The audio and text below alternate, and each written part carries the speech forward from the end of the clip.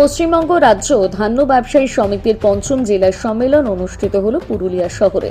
জেলার বিভিন্ন প্রান্তে ধান ক্রয় করতে গিয়ে বিভিন্ন সমস্যার সম্মুখীন হতে হয় ধান্য ব্যবসায়ীদের। অনেক সময় প্রশাসনিক সমস্যার সম্মুখীন হতে হয়, তাই সমস্যার সমাধানের জন্য সংগঠনের প্রতিনিধিদের একত্রিত হয়ে সংগঠনকে আরও শক্তিশালী করে গড়ে তোলার আহ্বান জানান।